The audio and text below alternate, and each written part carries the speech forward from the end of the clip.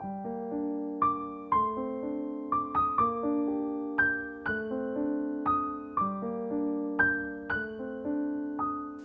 Gerolamo nello studio fu dipinto nel 1445 circa dal pittore napoletano Colantonio e faceva parte di un polittico poi smembrato realizzato per la chiesa di San Lorenzo Maggiore a Napoli.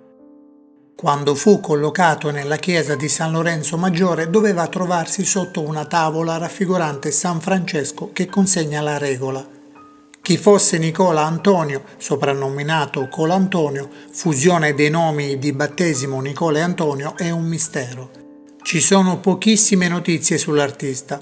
L'unica fonte attendibile attualmente disponibile è una lettera scritta nel 1524 da Pietro Summonte, scrittore e umanista italiano, al suo collega veneziano Marcantonio Michel, letterato e collezionista di opere d'arte.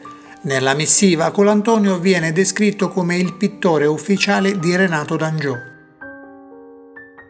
Qualcuno lo indica come colui che avrebbe iniziato alla pittura il giovane Antonello da Messina, ma anche come maestro di Angiolillo Arcuccio, pittore miniatore italiano. Alcuni studiosi pensano che Colantonio fu allievo di Bartolomeo Dijk, pittore e miniatore fiammingo alla corte di Renato d'Angiò. Renato d'Angiò era notoriamente un amante dell'arte fiamminga.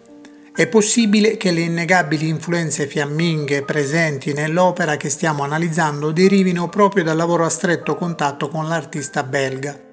Colantonio fu una figura importante della congiuntura nord-sud, cioè di quella particolare corrente dove lo stile fiammingo e quello mediterraneo si fuse interessando molte regioni del nord Italia e del centro Italia, con Napoli come luogo di maggiore interesse.